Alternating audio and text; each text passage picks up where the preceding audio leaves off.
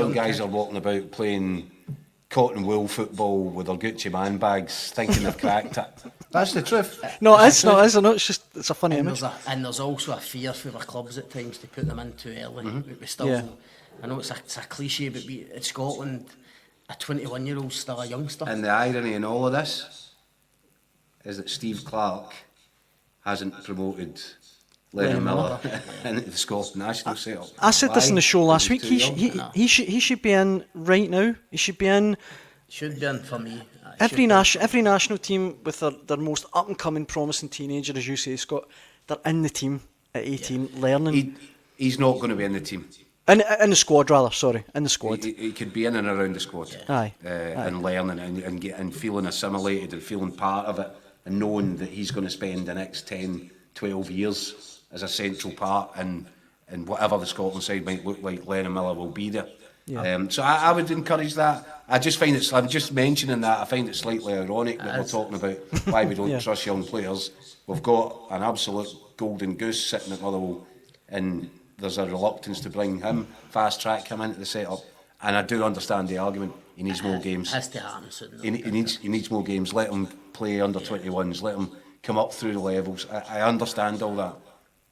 But it flies in the face of exactly what you were just explaining there. I'm a great believer in terms of young players. Good players play better with good players, with better players. Yeah. You think what Lennon Miller's doing with Motherwell just now, an absolute standout.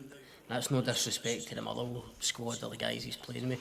But you put him into a midfield with McTominay and Gilmour and McGinn, and he'll just get better and better. And that's why I don't understand the reluctance. No, to put him in, he will play better with better players. I think get him in there. I agree, I totally agree. But I think the other thing, because we're mentioning here that it's almost as if we're going through a sort of a crisis period. We're not developing.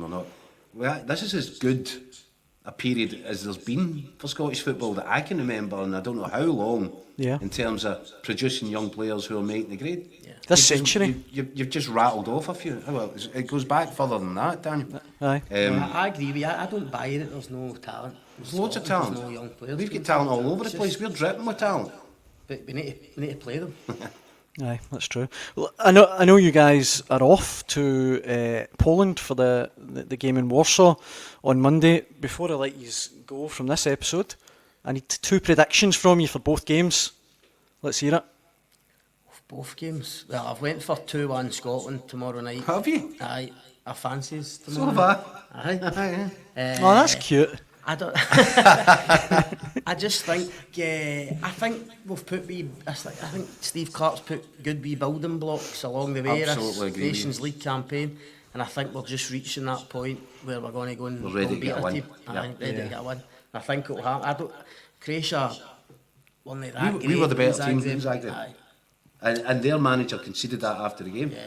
So Scotland just outplayed us. Yeah. They couldn't believe they got away with that result. Yeah. And Clarke's tactics, his game plan was spot on. As he mentioned in the press conference, they devised a way to stop Modric from getting onto the ball and dictating all the time. Scottish midfield was superb. Billy Gilmour was outstanding and really relished, because that's one of his absolute idols. He was up playing against, and he wanted to make an impression on him. And I think as they were leaving the pitch, I'm pretty sure that Modric sought him out and had a little chat with him in his ear going off the pitch.